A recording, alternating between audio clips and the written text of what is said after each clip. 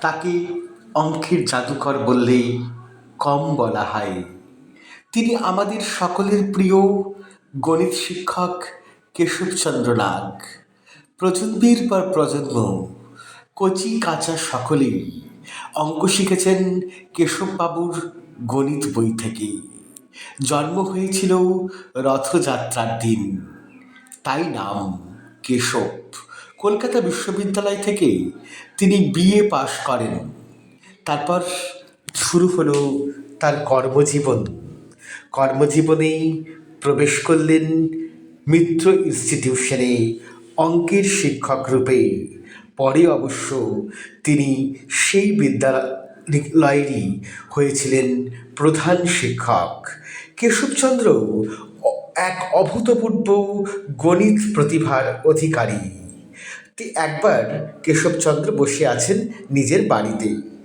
আসলেন ক্যালকাটা বুক হাউসের কর্ণধার।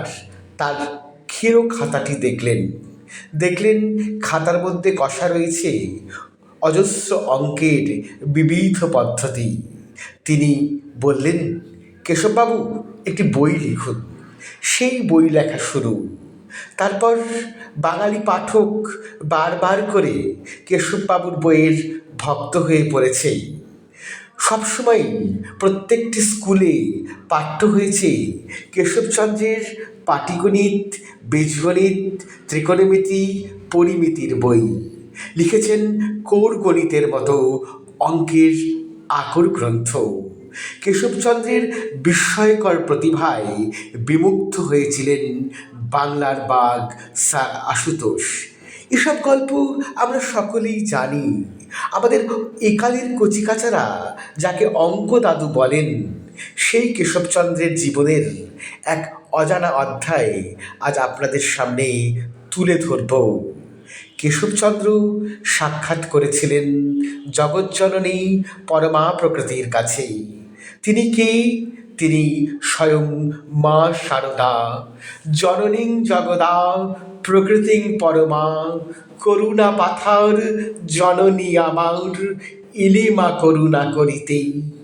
কেশবচন্দ্র মাকে দেখে বিস্মিত হয়েছিলেন। সেই মা, যিনি সতেরো মা, অসতেরো মা, যিনি কথার জননী নন, যিনি কেবল গুরুপত্নী নন, যিনি সত্যিকারের জননী। সেই মায়ের সঙ্গে সাক্ষাৎ কেশবচন্দ্রের। একটি নির্দিষ্ট দিন স্থির হল। কেশবচন্দ্র এলেন সরস্বতীর সামনে। হ্যাঁ, শ্রীমত সরস্বতী। ঠাকুর বলেছেন ও সরস্বতী, ও জ্ঞান দিতে এসেছে। তাই তো কেশবচন্দ্র মায়ের কাছেই দীক্ষিত হলেন রামকৃষ্ণ মন্ত্রে। মা এই গণিতবিদকে হাতে তুলে দিলেন একটি জপের মালা। বাগবাজারের সেই বাড়ি থেকে বেরিয়ে যাওয়ার পর পরিবর্তন হয়েছিল কেশবচন্দ্রের জীবন। পরবর্তীকালে স্বামী অভেদানন্দের সঙ্গেই তিনি অনেক কাল যাপন করেছেন। স্বামী অভেদানন্দের বহু বক্তৃতা কেশবচন্দ্রের স্বহস্তে লিখিত। মায়ের আশীর্বাদে কেশবচন্দ্র হয়ে উঠলেন শ্রেষ্ঠ গণিতবিদ। জীবনের শেষ দিন পর্যন্ত সেই মায়ের দেওয়া জপের মালাটি তিনি সযত্নে রেখে দিয়েছিলেন তার কাছেই।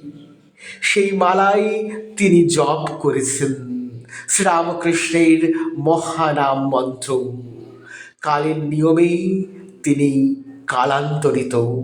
তবুও এই করুণা পাথার মহাজননীর মহাকৃপায় সরস্বতীর বরপুত্র হয়ে উঠেছিলেন কেশবচন্দ্র।